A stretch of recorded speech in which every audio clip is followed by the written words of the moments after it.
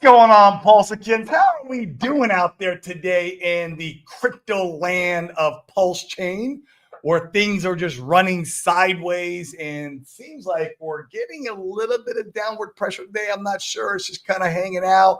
We'll see what happens with Rec Timber. I don't know. That's a lot of the narrative I see right now on Twitter. But guys, this is the DeFi Crypto Alliance show where we're doing our best to bring our entrepreneurial friends, bring you guys along and bridge crypto, where we're going to use as a wealth creation tool and real estate as a wealth preservation tool. Of course, down the road, we want to make our mad gains in crypto first and then bring it in and preserve that wealth through real estate, maybe some tax strategy trust.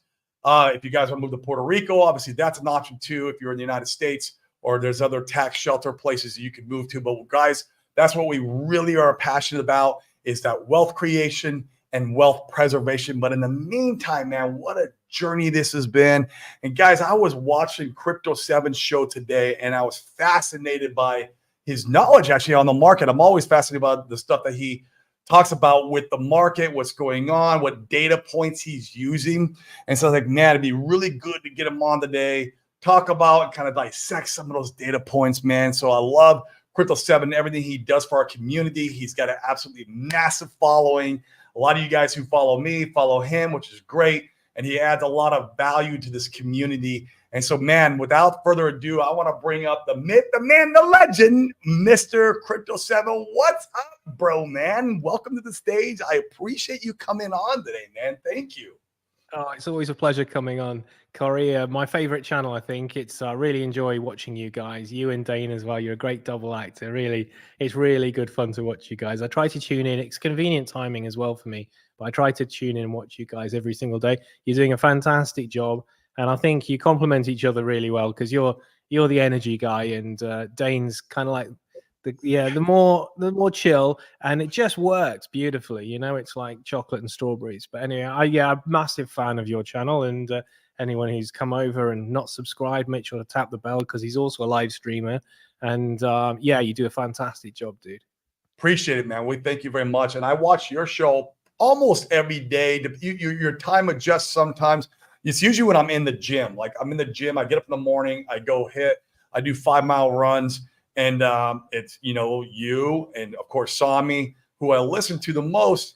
And, yeah, it's great content, man. I'm always learning. In fact, today, man, I was listening, and that's what I really want to talk about is you were talking about NVIDIA and their earning reports and how, like, that is the kind of the safety net that crypto is floating on right now. And I thought that was really fascinating how you correlated that. Kind of, if you want to talk more about that, that'd be great.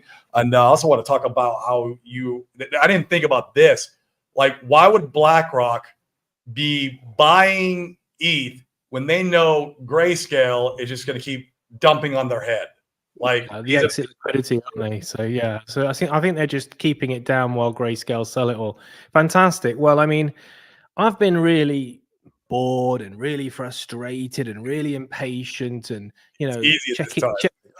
same as everyone. But this morning I woke up and I was so happy, because I realized, and I don't think people realize, we've had a massive lucky escape.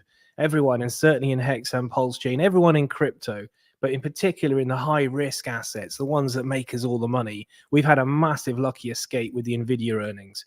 Because I woke up this morning and Bitcoin was 59,000. The NVIDIA earnings were above expectation, as always. Yes, Killed surprise. But Bitcoin was 59K and Ethereum was 2.5K. And I thought, where would we be? Because we've had a couple of small black swans, really little black swans with little beaks, but we've had a couple of black swans in the last week since Chepstow, where I was last weekend. We've had 2 black swans, obviously. One is this incredible move. We can talk about this more later in the stream, but this incredible move of Gensler to issue a Wells notice the day after Trump launched his NFTs. Yeah, exactly, man. It's crazy, isn't it? He literally must have just rung the in-house lawyers and said, "Get here now. Let's produce a Wells notice," and then they issued it. I mean, the timing's like, it's literally a reaction to Trump. So they're not non-partisan. They're obviously completely biased. And as I said in my stream this morning, he's basically the turkey, and he knows he's going to get eaten at Christmas, so he's acting, and you can see why he would. But and then of course the other big black swan, and a lot of people call a lot of things black swans which aren't black swans. You've actually got black swans, grey swans, and white swans. But in the case of the Ton founder being arrested, Telegram founder being arrested in France, that's a complete black swan, because nobody would have expected him to be hauled into the French prison or police station to face charges of 25 years and things. I mean, complete black swan. So we've had that, and it has impacted crypto. I've been watching all the mainstream finance channels, and they're all talking about the impact. That's all in their news. Yeah, I was hoping they'd just be talking about Telegram and free speech and all that stuff, but they are talking about the Telegram's coin, and so it has had a big ripple effect, and it was a black swan because nobody would have seen it coming. Least of all the Telegram founder who went for French citizenship, and he wishes he hadn't done that. And then, as I say, this Gensler move. So these are two nasty little black swans, and in a time when we know that crypto is quiet anyway, I had the Nvidia earnings not come out insanely high as they tend to do. I mean, I've heard somebody talk about this, I think, in a different context, and he's absolutely right, that sooner or later we're going to get disappointed with these Nvidia results. You know, they can't keep exceeding expectations, and the market's getting more and more greedy in what they're expecting. I think they were expecting 27 billion, they got 30 billion, but sooner or later they're going to be disappointed. Of course, the next quarter is December. We want to see some big crypto gains before then. But I am so happy today because I realize that had the numbers been disappointing, and to be honest, they weren't quite as high as they could have been, because it's only about a 10% above the expectation, isn't it? 27 to 30. It could quite easily have been, it could quite easily have been bad. And there's some issues with some of the chip production. So it was a bit borderline, and I think Bitcoin would have crashed below a lot of what are currently supports. And as I said in my stream this morning, if we lose these support lines, 48, 45, I think 41, I think we'd have crashed through them all like butter, like a hot butter. And then of course they become massive ceilings. They become massive concrete ceilings, and you're trying to chisel through them with a spoon or something. It's not easy. It's not good. It's not like, oh yeah, we've dipped down to 25, but we'll ping back to 100K in September. No, or October or November. No, it's not going to happen. So it was very important that. So I think basically Nvidia saved us. I think it saved all of crypto, and not least high risk cryptos. The ones that make you life-changing gains, which are down the risk corridor. I mean, Bitcoin went to 30s, as Benjamin Cowen said it could have done, then Ethereum would have gone to 1,000, and then you don't want to know where Pulse Chain would have gone. And of course, we're only about 4% above the all-time low now. So at that point, people are going to be really completely. I mean, I don't even know what you'd do at that point. I mean, you could just capitulate as a coping mechanism. That might be what some people would do, sort of rage quit. Or because it's just crazy, because obviously we're 99% down now. Had the Nvidia earnings come out bad, we would now be looking at 99.9% down in Hex. So I've got good news for you. If you're feeling bored and frustrated, we had a sliding doors moment. If you've seen the Gwyneth Paltrow movie, it was when she was hot. Watch it, guys, if you haven't seen it. But basically, in the sliding doors moment, there's two scenarios, and we were faced with two scenarios. One was the Nvidia earnings were going to be bad, and then we would have been completely wrecked in crypto. All of us would have been completely wrecked, because we've had these two little black swans, and had the Nvidia earnings, of course, everyone knows we're massively tied to NASDAQ now. So had the Nvidia earnings been bad as well, that would have sent us down, particularly at the time of year as well. Maybe we'd have got away with it in October, November, but we weren't going to get away with it at the end of August and September. So be very, very happy, boys and girls, because we have just had an absolute lucky escape, and we can thank Nvidia and their CEO, who came on in his shirt and tie explaining how there's no problems and don't worry about the chip production and everything else, saying all the right things, and the market's digesting. Typically what happens is the market digests the Nvidia numbers and doesn't go up immediately. Takes a day or two, and then it forms like a foundation for some massive move in the stock market over the next period, 6 weeks, 8 weeks, whatever the rally period is.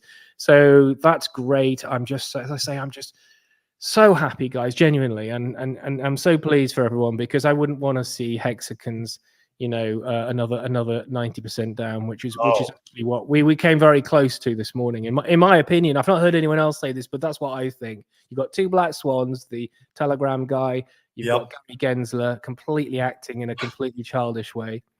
I did think when he got completely humiliated at the Bitcoin conference that that we'd have blowback from that, Corey, because go on. It's ego. Like, I mean, why wouldn't he blow back and find a way to get back at Trump? Like that's just an ego right there, an ego move. 100%, man. Top level guys don't like to be ridiculed. He was humiliated. The way that for anyone who didn't watch the conference or has got a short memory, so when Trump got a fantastic reaction from the Bitcoin boys to him saying he was going to sack Gensler, he then repeated it, and they all started standing and cheering, and crowd roared. A moment of humiliation for Gensler, and he's obviously gone, right, I'm gonna get you, dude. And so he's working for Harris now. That's clear. He should be nonpartisan, shouldn't he? You're American. He's meant to be independent, isn't he? He's not meant to be democratic. He's not supposed to be, but that's not how politics work, especially here in America. It's funny you talk about NVIDIA, and I'm a big fan of Ray Dalio, who's he's written some great books, and he said this would be the AI narrative, this stock market bull run. The AI narrative is what's going to really propel it, the way the internet narrative propelled the stock market in the 90s. And when NVIDIA still, coming out with higher earnings, making all-time new highs, all these, things that we can't believe are happening, I'm starting to think that Ray Dalio might have been onto something when he was talking about that. And it could be, the AI narrative and kind of the building of this technology and the NVIDIA. I remember when NVIDIA was just a gaming. I used to, about 20 years ago, I used to build gaming rigs. I used to love video games. And I remember that they would sell gaming cards for your rig. Like, so and now they're business. Yeah, but now that they're this big AI company that's, worth billions and billions of dollars. They're nothing like they were. I think it's still just GPU. So, it's still just gaming cards. And it's, I started my crypto journey in 2016 mining Ethereum. So I used to be buying all the NVIDIA cards. Yeah, I used to be stuffing them into mining rigs until they smoked. It was good fun. Didn't make any money out of it, but it was good fun. Because I sold all my mining gear, bought Ethereum, and never looked back. But yeah. So, no, it's still just GPUs. And the thing with GPUs is they use a lot of electricity, and you just can't get enough demand for them because of the growth of AI, and that's why things like Render, which allows you, when you're not playing your games, to plug into this like grid where you basically provide your gaming power, your computation power for the GPUs, and it goes straight into the AI. I completely agree with your comments about Ray Dalio and AI. One of the fantastic things about AI is it's actually something that does something, which is because Hex and Pulse Chain, we are very much positioned to be cryptos that do things, So the fact that we're moving into this stage of the cycle is fantastic. I was talking about AI all the way through 2022. Everyone that subscribed to my channel knows that, and recommending certain cryptos. I did very well. I was watching then. Yeah, I did very well in Fetch, and then I didn't like this idea of Ocean and Fetch and the other one, Singularity, merging. So I de-risked a bit then, and I've signaled to my members and to my viewers, I've told everyone that I'm going back into Fetch. It looks like the market likes the merge now. So it lost quite a bit of value, went down from about $3 to $1. It's going back up now. I think that's going to do very well. But obviously I'm massively bullish on Pulse Chain, but I've always been a guy who's invested in different cryptos, and thank goodness, because otherwise I've had to go and get a job. If I wasn't in lots of cryptos, I would be literally, that meme would apply to me. I would be working in McDonald's, but fortunately, I'll never need to work in McDonald's. So no, that's fantastic. Yeah, a little diversification saved your butt during this cycle. It did, yeah. Yeah, which still doesn't mean that Hex and Pulse Chain won't outperform everything I'm invested in, but it means at least I've got something I can live on. So I also did very well with Solana. I was buying it at $8, and people now I'm going to sell all my bag at $400. It's one of the reasons I'm able to bankroll my meme coin, which we'll probably mention briefly later. But yep. So that has helped me. If I was a betting man and said at the end of this bull market in October 2025, what's going to do best, it's probably going to be RH's coins, because the best coins Right. only really perform on the last sort of 6 to 12 weeks of the cycle. That's just what they do. You know, but it's been handy. It's been handy to be diversified. I must admit, it's been very, very handy to be diversified. That's good. Yeah. And I love how you diversify. And I remember I actually learned this from you. You're like, well, if you're diversifying into coins where you have the same community, it's not so much diversification. Then you're just kind of sharing the same community again. It's more cabins on the Titanic. It's more cabins on the Titanic. Right. You have to kind of get out of the box a little bit if you want the diversification, and maybe go into some different narratives like gaming. You know, gaming was huge last cycle. I remember that. I actually made some money on gaming tokens the last cycle, and they'll probably have a good narrative this cycle too. I know AVAX. You see like Alex Becker talking about gaming tokens on AVAX, and they'll probably catch a bid this cycle. I imagine. Well, in 2023, I mean, the second half of 2023 was quite good. No, the first half of 2023 was quite good, and gaming did well then. And then it took a lot of the gains away from you in the latter half of 2023, and then 2024 started fantastically, and then we've had this awful 6 months. But what I'm saying to everyone is, you know, don't feel sad, don't feel frustrated, don't feel bored, don't feel impatient, because you've just had the luckiest escape of your life, and you didn't know it. You know it now. If the Nvidia numbers had just been a bit lower, there'd been just a little bit more uncertainty around BlackRock, the stock market, we'd have been absolutely screwed, guys. I love it, man. I love that you dive into this data every single day. You're on the opposite side of the world for me. And I don't know, France. I've never even been there, actually. I would love to go visit one day.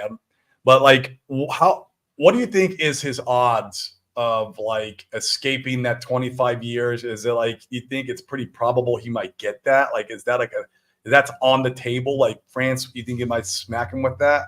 I know they're talking about it. Like, what do you think? I mean, how strict are they over there? Presque certain il va libre.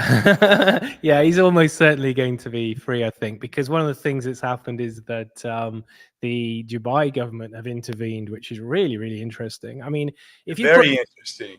Yeah, isn't it? I mean, if you put the money aside, this crypto game's almost worth playing just for the sheer fascination of it all. I mean, it's so entertaining. It's so entertaining.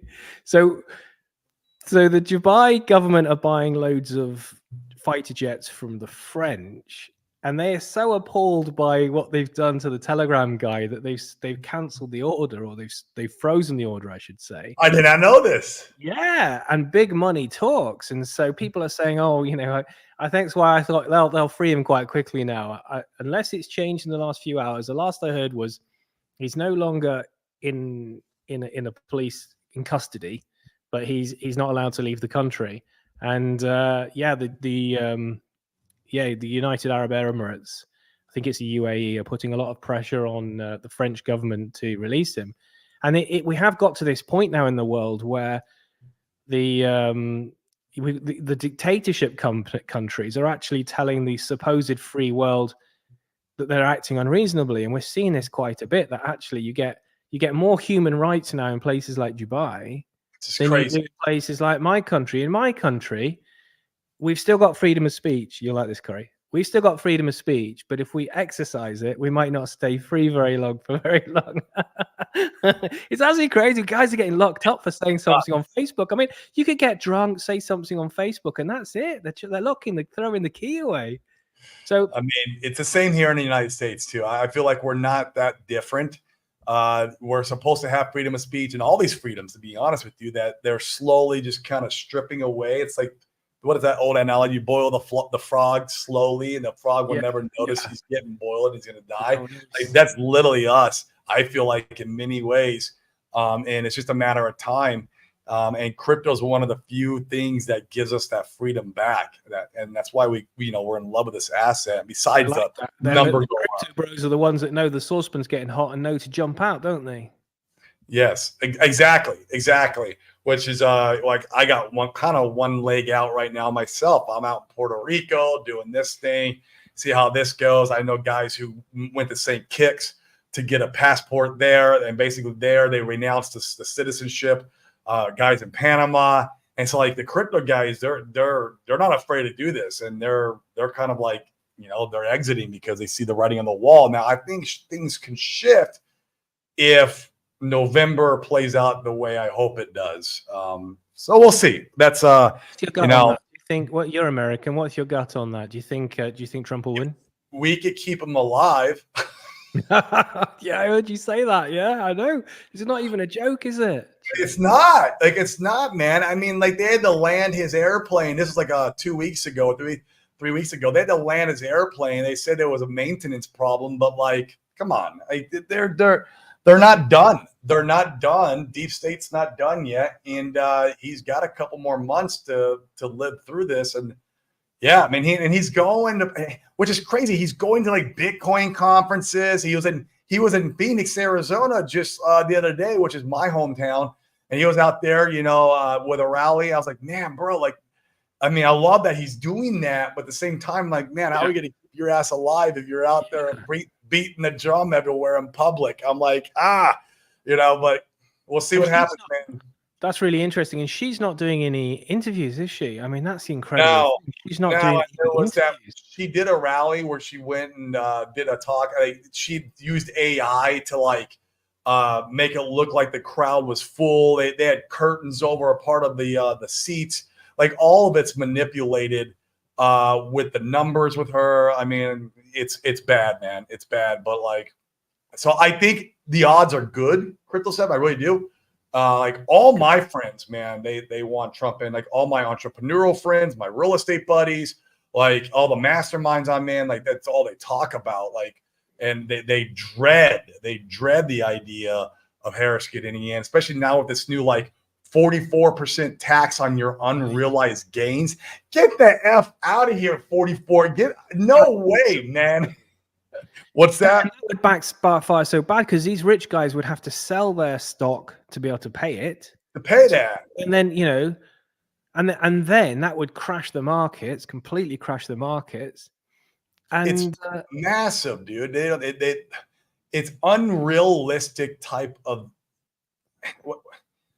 protocol that they want to implement that would absolutely wreck the economy. But like, it's suicide. So I think people realize that, and I think when she does do an interview, she gets the questions in advance and she gets to have her VP on with her. So they know what all the questions are going to be, and it's pre-recorded. That's not an interview, is it? You might as well just not bother having her on at all. Yeah, they got a name for that. It's called a puppet. She's a puppet. Yeah, man, puppet, definitely. Like, going to do the last question on this. Is she still going to do the debate with Trump in September? But as of right now, I don't think so. From what I heard, I don't think so right now. I mean, he's trying. Yeah. And for me, man, it's not in the money piece is great, and the economy is great, but like there's some moral stuff too, that underlying moral stuff that I don't agree with. That if they got in office, that's just not my that's not where I stand. I got 2 daughters. I have a 14-year-old daughter. I got a 3-year-old daughter, and I care about where they grow up. What's the morale where they grow up? I want them to have opportunity, of course. But these are things I'm thinking about, and I'm not afraid to leave if I have to leave. I don't want to leave. Like, it's great. But I have options. And so cryptos really opened my eyes for that. I tell people when I got into real estate, that I made friends all over the United States, really good friends too. When I got into crypto, I made really good friends all over the world. And it's really, really unique in that regard. And that's why I love this space so much is, man, you look at you're across the world, friends. We've never met physically, but we've known each other a while. We're good friends. You're the friend. You're certainly a friend of Crypto 7. And I think you've got more than one. Going back to your frog analogy, which I liked, I think you've got more than one leg out the saucepan. I think you're up there having a drink, a cocktail, and smoking a cigarette, watching the chaos below. Waiting. Like, I'm like, okay, I'm gonna watch the shit show, and hopefully the shit show kind of simmers a little bit, and it can. And if it does, if he gets in office, man, I mean, that's one of my 5 rockets, my rocket ship to the moon is, Trump getting in office. And I think, we would pump so freaking hard. We'd probably see one of the biggest bull runs in crypto history, followed by a recession in 2025, 26, maybe 27 if they get the can down the road far enough. And because he'd have to clean up the mess eventually that was created, during this time. So yeah, I think just as a positive note, I don't think either we need to wait until see who wins the election for. I don't think so either. We'll start pumping into it. We've had now 6 months of mid-cycle correction, and what happens is, like as Tangent describes, it's like a pressure cooker. So that pressure cooker is absolutely bouncing now. The lid wants to burst off now. Look, I was hoping that it would burst off this week, next week, that we'd front run October, because all the guys are saying 1st of October. That's when we get this finally. Ember's the narrative right now. So there is none, because things are very quiet. There's low volume. Exchanges have been manipulating things. I know we got to 65K last weekend and everything looked good. And apparently, I thought it was manipulation. It smelt of manipulation to me. And Ran Nuna, who's very, very in the know, he said a couple of the little exchanges they got together and basically wrecked people, and it's all liquidations and things. And right, of course, stop taking out so much leverage. Stop longing and shorting and using loads of leverage, and you'll stop it, because it's very easy for the exchanges to wreck everyone when there's not a lot of volume. So there's not a lot of volume. Everyone's been told nothing happens till October. Go and have a nice time in Masters Vineyard, and that's what they're doing. And I think that, but I don't think we need to wait until the election. I think October, maybe the week before October, things will really get going then. Towards the end of September. As I've always said, as long as we don't get more black swans. And of course, one of the nice scenarios is now, and we talked about this a moment ago, I think the Telegram founder will be released because, as I say, there's a lot of money at stake. I think the French cannot afford, they've got enough problems they cannot afford financially as well. They can't afford to lose a deal with the United Arab Emirates or on those jets. So I think they'll free him. I think they were flexing anyway. I mean, it would be absolutely insane if they tried to keep him, I think. So that then could cause a bit of a pump, because of course we've been pushed down by the bad news. We would be lifted by the good news. And I see Bitcoin's over 60,000, which, as I say, it's good. It's so good. It's so good. Zenith, Durab, K Crypto, everyone in the house. It's so good because Franklin, Bright Light. What's up, guys? Thanks for all tuning in. One more talking. I want to talk about this, and then I definitely want to go into what you're creating right now. But we support all builders. We support utility protocols. We love people building on this chain. We love meme coins, all of it. We want people to bring adoption to this chain. But before we really dive deep into that, what is your thoughts on Grayscale? I know you talked about it today on your show. I'd love to kind of dive a little deeper. What is your thoughts on Grayscale and their dumping? How much more ETH do they have?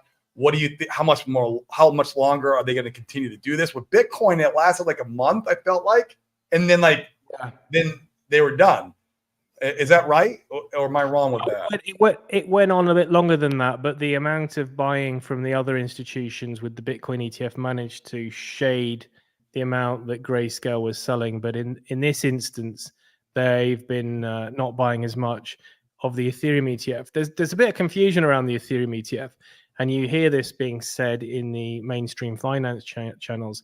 They say that the institutions aren't very interested in the Ethereum ETF. Nothing could be further from the truth, guys. They were demanding an Ethereum ETF. They know what's coming for Ethereum, and they wanted to have an ETF before the banana zone, before the bull market. But Grayscale are selling their Ethereum from the old trust much faster and more aggressively than anyone expected. And they've still got billions to sell. I think they've still got like 8 billion left to sell. Unfortunately, they've sold about 3 billion. How much have they sold so far? Just under 3 billion. And of course, Bitcoin is now nearly 4 times bigger than Ethereum. So when 4 billion sold through Ethereum is equivalent to 16 billion sold through Bitcoin. So it's a big deal, guys. It's a lot of money. And I think what's happening is that the other institutions, which are absolutely so happy to have their Ethereum ETF, I mean, they demanded it.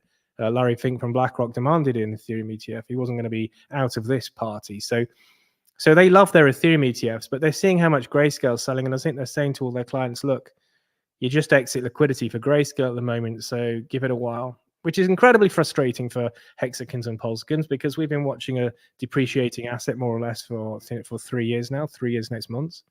And but they don't give a monkey. So for them, it's like, okay, we'll just wait 6 months until they've sold it all. When are they going to sell it all? And so that's where we are. I mean, Ethereum will do very, very well in this bull market. It's got two things going for it. Larry Fink wants to tokenize the world through Ethereum, which is a huge tick in terms of getting to 10K, 20K. And also, it's got the Ethereum narrative. So the Ethereum narrative it's got that, yeah. It's got the ETF narrative, and Right. so when everyone's rushing to crypto, when we finally get to retail coming in and they come in at 74K Bitcoin, they're going to be so confused. I mean, I'm so confused. We're all confused. There's been 2 million coins launched in the last 2 months, so they're going to be like, oh, the hell am I going to buy? I know ETFs. I know that gold has an ETF. I know. I'll buy the ones with ETFs, which there's 3 ETFs now. There's Bitcoin, Ethereum, and Solana. And the reason that I say there's 3 ETFs now is because big guys that have got lots of connections, like Raoul Pal in Goldman Sachs, etc., telling everyone that Solana is going to get an ETF. So effectively, it has the ETF narrative, if you see what I mean. So there's effectively now 3 coins that have an ETF because Solana benefits from the ETF narrative. Solana has lots of good-looking ambassadors they pay to go do the conferences and things. It's one of the great things that Mati has maintained the conferences. Investors look at cryptos and they look at different things. They go, oh, it's got a cult, great. Does it have a conference? Great.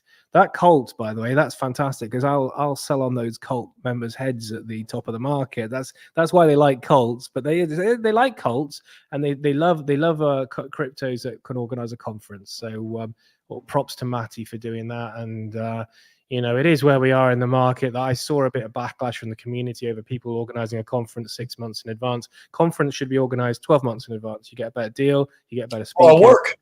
Yeah, I've organized a lot of conferences. You organize them 12 months in advance, not 6 months in advance. People say, oh, they're organizing it to get money. It's just to get money.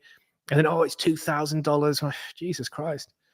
For me, I don't care if he needs money to do the conference. It takes a lot of time, energy, effort. Like, I'm an entrepreneur. I'm a capitalist. I do things because I want to make money too. Like, I create business because I want to make money. Like, a conference takes a shit ton of work, a shit ton of time. It takes sometimes a shit ton of money. And like, that stuff should be planned accordingly in advance. And I've done it for real estate events. It's not easy, guys. It's just not. It's like they give them shit about companies that do conferences, and they only do 2 a year. So when Matty's doing them and doing the streaming every day and everything else, a shout out to Matty anyway. Fantastic. Yeah, guy. Especially the live ones. Where we are in the community, that someone like Matty, and I wasn't. Matty's just an example. Could be anyone, but he's probably spent a fortune of his own money promoting other people's brands. 120%.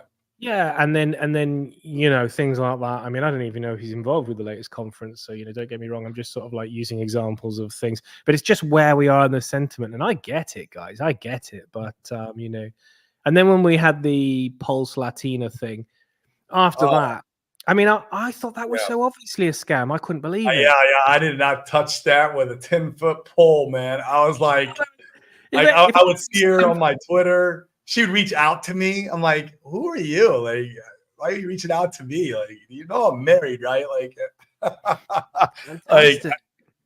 hey man, I'm jealous now. She didn't reach out to me, but no, I thought it was obviously a scam.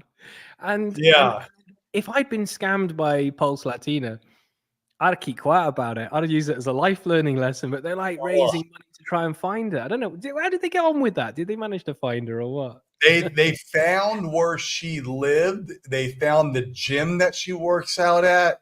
They found a lot of information on her. I don't know if they found her, but they got really close.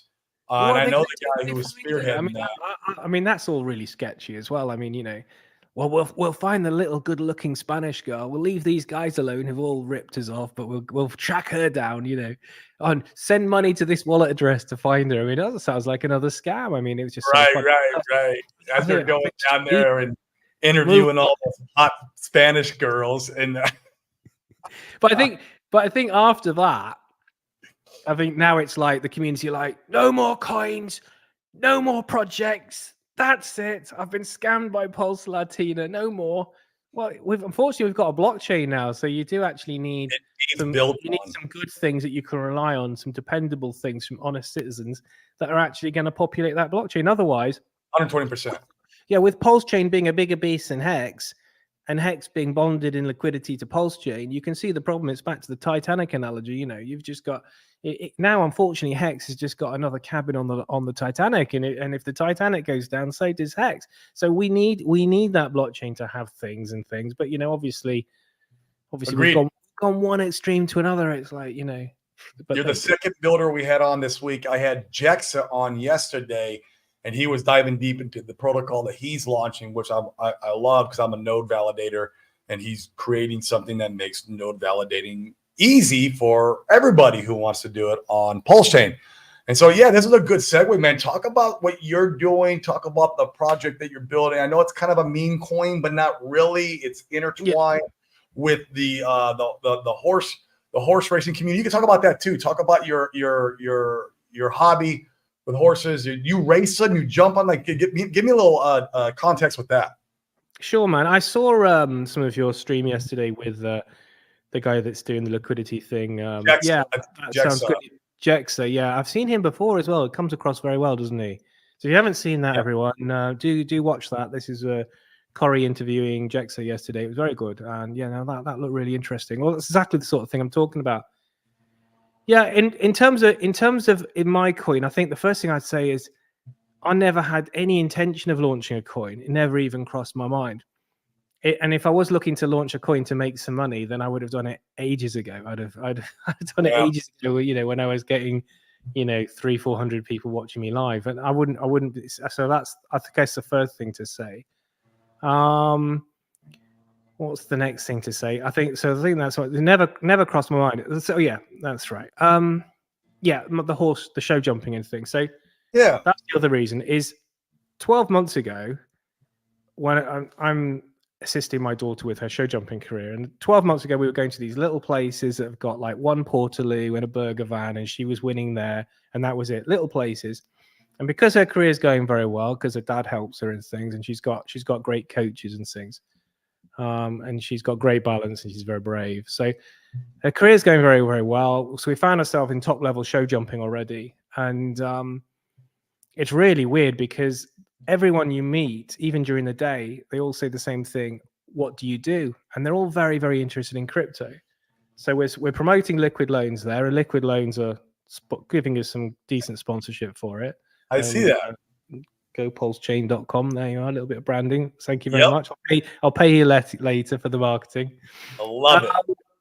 Yeah, so there are and I've just been at Chepstow for 4 days, Chepstow International, and they all ask the same question: what do you do and things? And basically, the name of the game in show jumping is massive B2B networking, the stuff that you're very good at.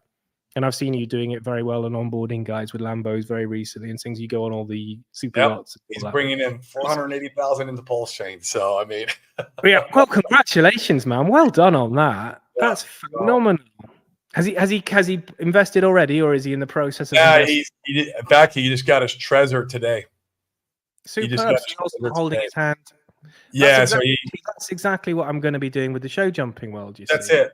It's exactly like that. And I was saying earlier today in the stream, I used to represent the UK commercial property industry, and we used to go to this international conference in MIP in Cannes, and it was just off the scale, and some of the things which were going on there and things. And I thought, oh, okay, so this isn't just about property; it's about all sorts of other things, guys. Let's just leave it there in case some kids are watching. But it was absolutely off the scale.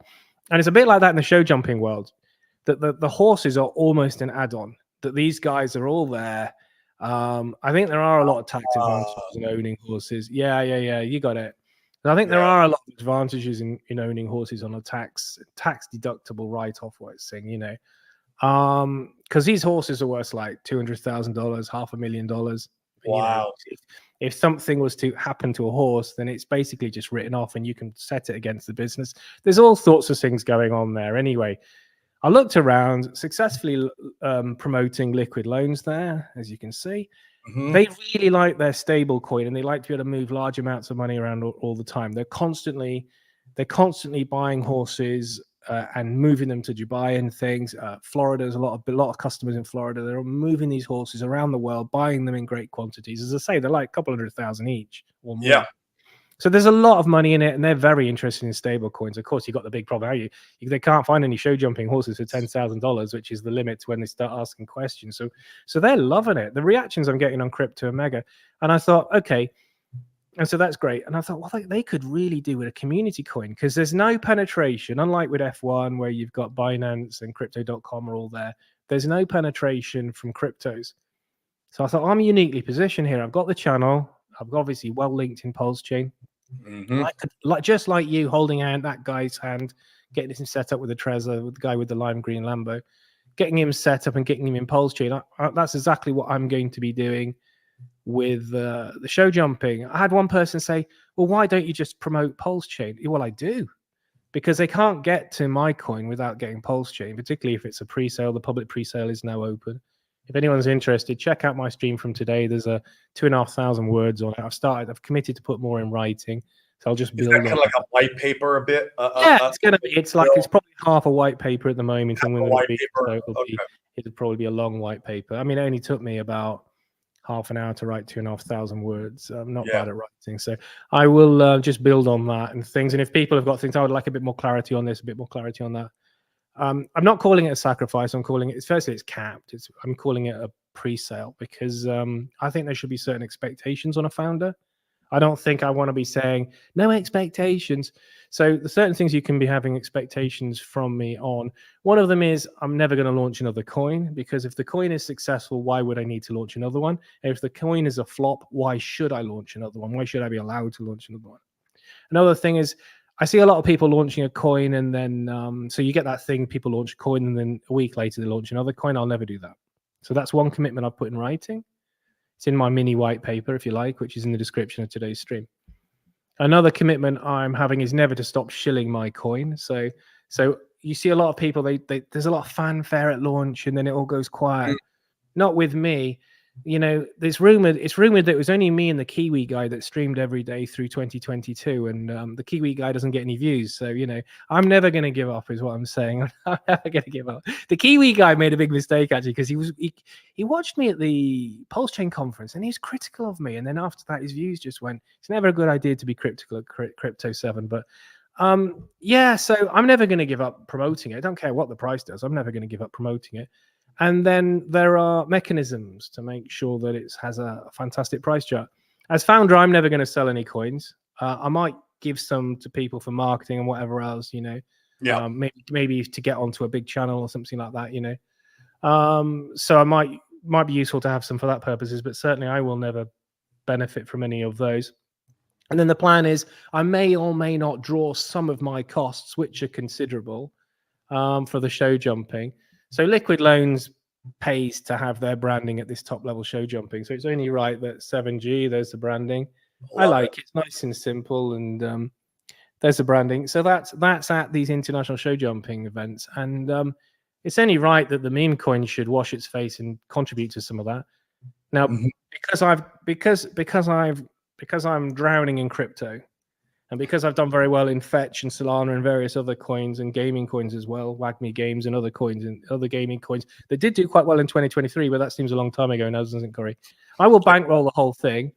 At the top of the bull market, I might turn around and go, okay, well, I spent 40,000, 50,000 promoting the heck. I mean, what meme coin gets to be at top level show jumping, which is akin to F1, same people, everything. I might say, okay, well, I spent 40, 50K, so I will draw that against some of the pre-sale, which I don't spend, which isn't using liquidity. I think that's perfectly reasonable. So that's the plan. So basically, never intended to launch a coin. My coin is a bridge from one super giga wealthy community, which is show jumping, to another super wealthy giga wealthy community, which is Pulse Chain. And I think it's going to form a very effective bridge, particularly as it's going to get promoted by Crypto 7. That's the plan. There are some other aspects to it which I won't bore you with now, but there are some other mechanisms around bringing in Gulf State guys into the coin, because after launch, That's great. Yeah, we've got. Well, I'll give you an exclusive. I've not told anyone this. I'm not even told. Okay, you're getting an exclusive here now on DeFi Crypto Alliance. Good to see you, Mr. Crypto JSY, Red Squirrel, D Nice. Not seen D Nice before, but the other two guys, I see them in my chat a lot. D Nice is we've got a lot of same viewers, haven't we? Which is because we're very similar as people. Yeah, we got 150 viewers right now. A lot of them are on Twitter. So, guys, if you are watching on Twitter, well, since we're touching on this topic, come over and smash the like and subscribe over on YouTube to help that algorithm so we can keep bringing the good word of crypto, entrepreneurship, and real estate and everything else in between all through this market cycle, guys. Help the show get on top ranks here so we can keep promoting this stuff that you guys love and adore. Okay, go ahead. Yeah, 155 now. Yeah, and tap the bell because he's live stream only. None of this pre-recorded nonsense. I know. I think I've done like maybe a handful of shorts to put up. And I need to start doing a little bit more than that when the short section of YouTube. Yeah, it's good. It's good too. It's good to boost your channel. And I'm not having a go at anyone who does pre-recorded. Shout out to everyone that does pre-recorded. What's the secret? So now an exclusive.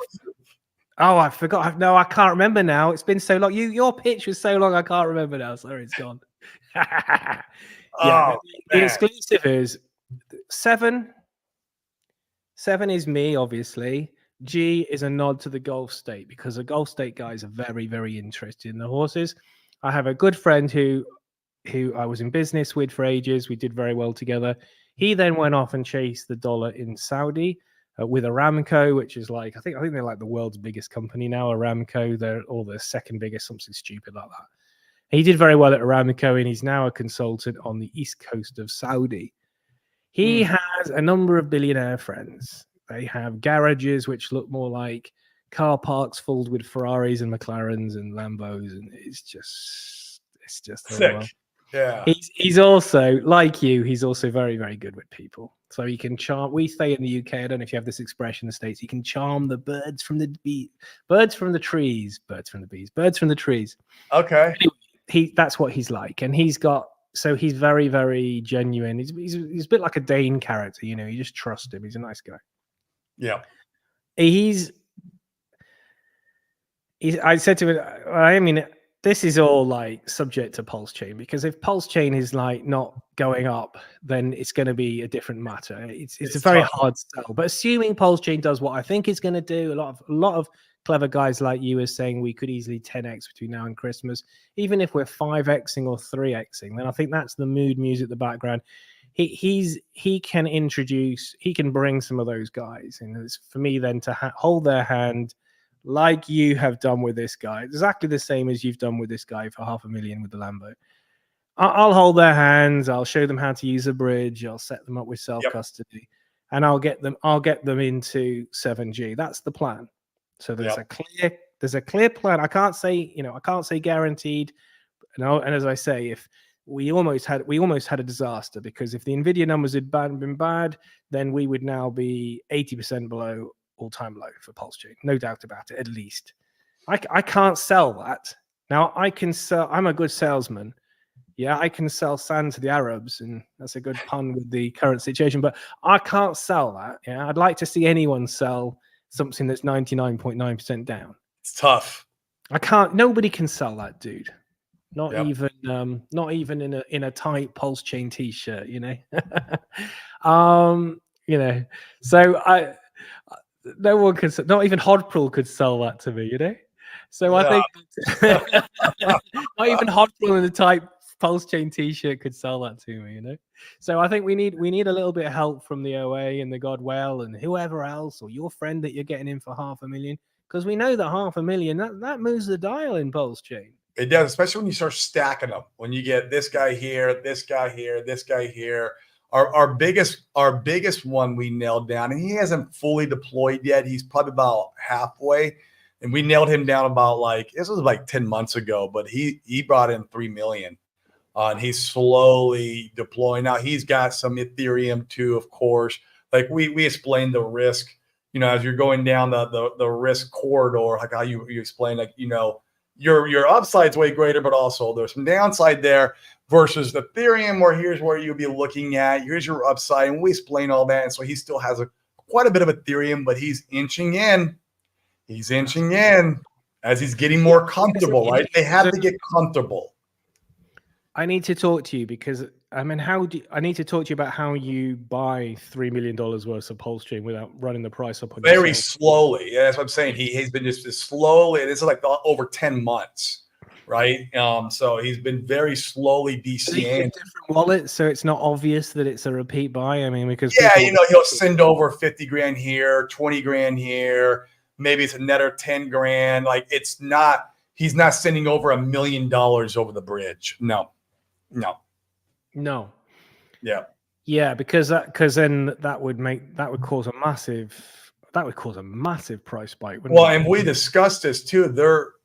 I have friends, they've been on the show. I love these guys, but they love the front run wallets like that. They love to go and buy, and then they'll see a wallet like that coming over the bridge. And of course, they're going to assume like, oh, he's probably going to buy Pulse X, at least some, right? You're going to put some of that money in there, and they'll front run those wallets, and then they'll dump on that guy's head. And so, like, I know this, and so I educate him on that. I'm like, look, man, as we're coming over the bridge, we got to be careful how much we're sending. We got to be careful of the amounts, because there are guys who are really good at this game, and they understand, and then we don't want them dumping in your head.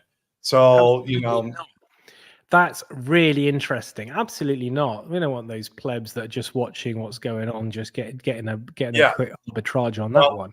That's why they're making privacy pools over on Pulse X. They're testing it because a certain somebody got tired of getting dumped on his head every time he was moving money over the bridge. It's like he's doing it out of a necessity, which I love, because it will finally have this like first to market with an EVM chain with privacy. Hasn't been done yet.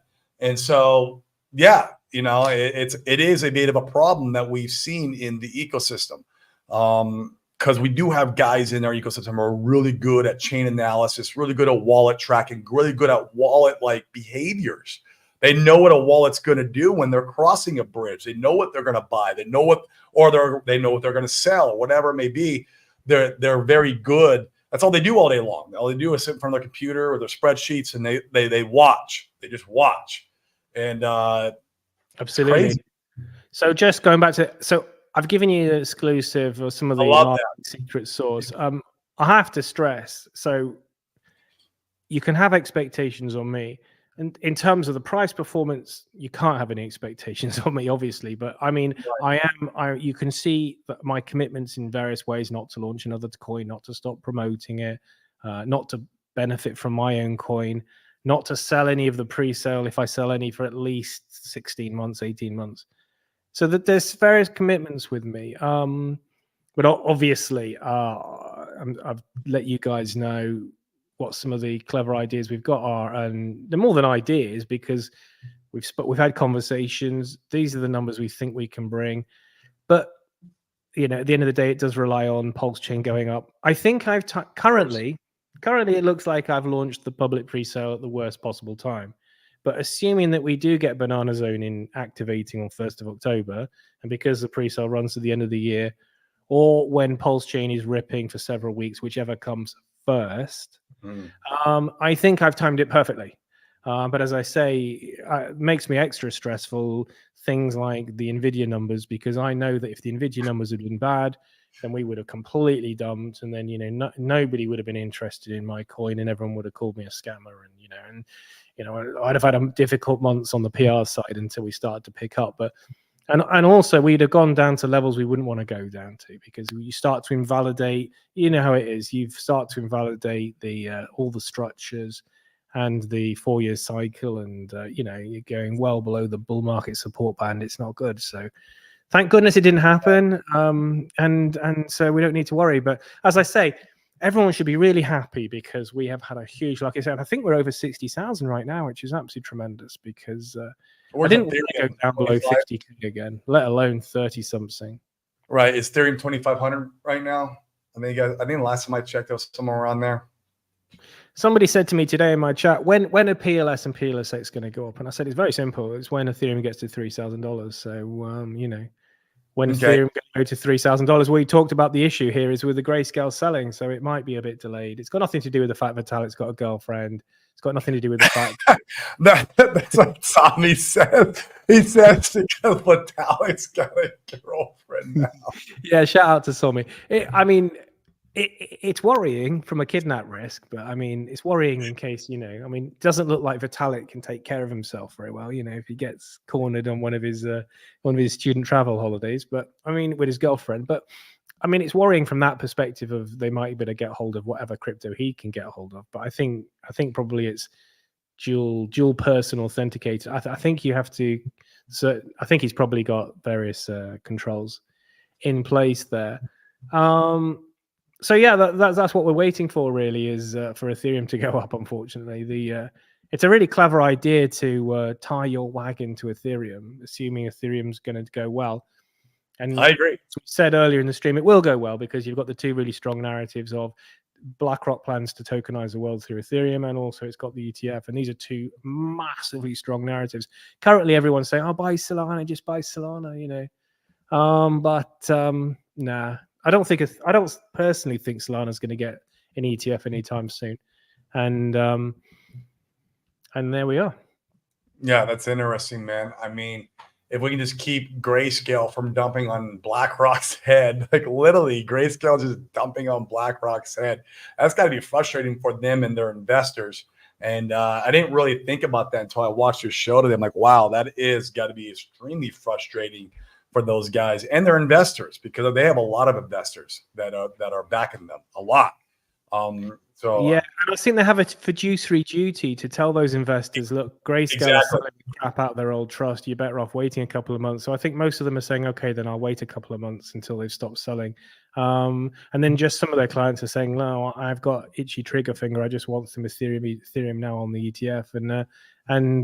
So some of them are buying, but I think they're all telling their clients, I think they have to. I think they have a fiduciary duty to tell their clients that Grayscale across the road are selling a metric shit ton of Ethereum every day. You know, like a metric shit ton.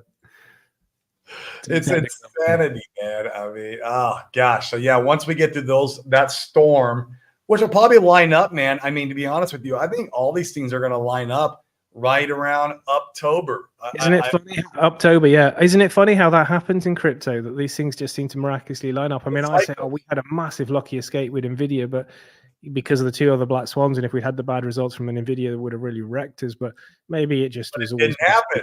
And it's like it didn't happen, miraculously didn't happen. And here we go, continuing along with the cycle like always.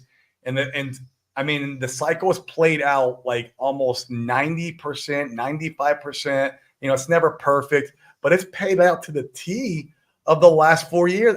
I used to fall for the narrative like, oh, left translated cycle, maybe that's a thing. Maybe the recession is coming this year. Nah, man, we're right on cue, right on track for the 4 years. Okay, GDP numbers have just come out; they're up, and they were expecting, I think, 2.9. We got 3 or something like that. And I think Jerome has actually achieved something. I think he's achieved his policy objectives largely with a soft landing. I think we're going to get a soft landing. As I say, GDP's up. You know, AI, I think, is going to continue booming for the next 12 months. Right. I think we're okay. You know, I mean, I would recommend, if we get Banana Zone 1st of October, as everyone's saying we will, if we get, and one of the nice things is we don't need 3 months of giant green candles to get life-changing gains in Q4. If we get like 1 really good month and maybe 2 weeks really good, and then, you know, 2 sideways and 4 red, right, it's still enough to get us to so we can see the shores of Monaco. I really think most of the people that are watching your channel now are going to be won't be able to believe it. And, you know, we're all going to get girlfriends. I think that it's going to be really, really good. I love it. You know, so long as we don't get too many more black swans. And if we do get black swans, they don't look like they've been bred in Jurassic Park, you know? I agree. I agree 100%, man. Oh, man, anything else you want to talk about on your coin, your launch? You know, shill whatever you want here. Not really. I mean, I think, as I say, I think how it's going to appear right now, it appears as if I've launched it at the worst possible time because the sentiment's rock bottom. As I say, the community are going crazy, going ape shit over the fact that people are trying to organize a conference, or after Pulse All Latina, the builders. all coins are bad. And I think people can see this isn't a contract address launched on Twitter with a little note underneath saying, there you go, degens, do your own research. You know, I think we've, you know, we're clearly a lot of thought. Everyone says you've clearly put a lot of thought, and I have. If anything, I've overthought it, but I delayed and delayed until I knew the timing was right. What's critical is that the pre-sale runs over a period when the base chain goes up a lot, like 3x. Because if the base chain goes up a lot and someone like Crypto 7's marketing it and at the events, I think you could hopefully hope for something like a 9x. But I can't make price predictions as founder. Yeah. But on paper, that's the theory. If we get enough launch buzz, if we get one or two people, the objective for me, and I've explained how I'm going to do it, is make the price chart look completely different to all the other meme coins. I don't like the term meme coin. I think it's too serious to be meme coin. That's another aspect with, and final comment on my coin. The show jumping guys are all quite, you know, things have to be done a certain way, you know, the attire and how you speak, everything else. We know that the Saudi guys are particularly like that, you know, and we saw that. So, you know, I'm a huge fan of Richard Hart, a massive fan of Richard Hart, always will be. But the Saudi guys expect the PR to be done in a certain way, certain words and language avoided, that sort of thing. And so that's something I'm very mindful of. And so it wouldn't have been possible for me to, there's an awful lot of Saudis in show jumping. It would not have been possible for me to promote Pulse Chain directly to them. I have to do it through either liquid loans that have a completely different, they have a much higher level of sort of, and they have things like GoPulseChain.com, and they have a very good way of doing things. Guys like Walrus, and obviously I have control of my own messaging and marketing. And if I was just sort of like setting them loose on Hex Twitter, then they ain't gonna buy, guys. They ain't gonna buy. Where's Pulse Latina? Let's raise money for Pulse Latina. Finding, you know, what the hell's this? Oh man. Well, where can people find you also on? Obviously, most of you guys are probably following them on your YouTube, but go ahead and show your YouTube just in case there's some guys here who are not following you. Well, you get new people, don't you? I mean, we are getting new people. I noticed that the crypto YouTube channel, which is a fantastic metric for where we are with sort of sentiment and things, is we're talking about in the green room. Yeah. Yeah, the crypto YouTube is just starting to pick up. Look, it's a bit of a bee's dick, but it is picking up a bit. You know, I mean, think it's a bee's dick on Viagra, but we are starting to see some more views. I'm not talking about my channel or your channel. I'm talking about this is in general. All the crypto YouTube channels are starting to pick up a little bit. I can see that from about June, July, August. We're starting to pick up, and yeah, just Crypto 7, nice and easy. Crypto 7. Awesome, man. Yeah, guys, go follow Crypto 7. He's got some amazing content. I love that he likes to dig into data, kind of like today. And liquid loans. There we go. Yeah, stop selling. Take a actually. I use the shit against all your Hex and Pulse Chain. I use the shit out of liquid loans for a very long time. Same with the other stablecoin protocols. So, guys, yeah, go follow Crypto 7, man. He's bringing the good word of Pulse Chain not only to us, but you know, now his show jumping buddies, his horse jumping buddies, which is great, man. We appreciate that. I'm excited to see where this goes, and if we're able to onboard some of these, you know, whales and sharks, that'd be amazing. Yeah, and I mean, it's if people like the idea of bridging communities, I don't think. Yeah, I do. Nobody's really done it, and so everyone thinks, oh, this is just Crypto 7 shilling to the same people. I'm letting you know about it because I think you're going to like it. But, you know, and also because I can't get one of these Saudi guys into the pre-sale because I'll just buy all the bloody coins. You know, if you get them interested, they're not gonna they're not gonna want a small amount. They're not gonna want less than 6 figures, are they? So they're just not. So I mean, if you get them in, it's like so. I thought it'd be a nice thing to involve people in. So, but yeah, it's going well, and it's going very well, and we're getting good interest from inside and outside the community. But yeah, that's the concept of it, is to bridge communities. And I think you mentioned it now that we've got a blockchain, we have to have all sorts. It's fantastic. We've got, I call them the Joe Class memes, but it's fantastic. We've got the cheeky memes, the things that do a sort of like guerrilla marketing on X and things, make a nuisance of themselves for a couple of weeks on people's Twitter pages. But, we need other things as well. And they're great. And that's got an ecosystem. And I'm not knocking it. And, it's great. But I mean, it's just not my bag. I'm too old to be involved in that sort of thing. But I am uniquely positioned to be involved in show jumping. And there's a need for some more mature, serious things as well, and some more complex projects like the one you were discussing yesterday on your channel. Check that out, guys. You haven't checked it out. And liquid loans and everything else. So there's just a need for lots of different things. And there's also just a need for something like, yeah, that's reliable. That's not going to be a rug pull. Because I've done everything I've always stuck to everything I've said I'd do. And I'm the guy and the Kiwi guy that streamed all the way through every single day of the bear market. So you can rely on me to not, I've never sold a Hex, never sold a Pulse chain. So you can rely on me. I would never rug pull people, and B, I don't need to rug pull people. So, Yep. That's great. Cheers, buddy. I appreciate everything you do for the community. Thank you so much. And keep at it. Guys, hit the like and subscribe on your way out. I'll see you tomorrow. Yes. Hit the like and subscribe. Yep. And we'll have to have you and Dane on. When's Dane back? We'll have to have you on. And yeah, anytime, man. Reach out. Love to come on. And guys, see you tomorrow on Open Mic Friday. Nice to see you, Real Billionaire Boys. I see Real Billionaire Boys and Darren. Good to see you guys.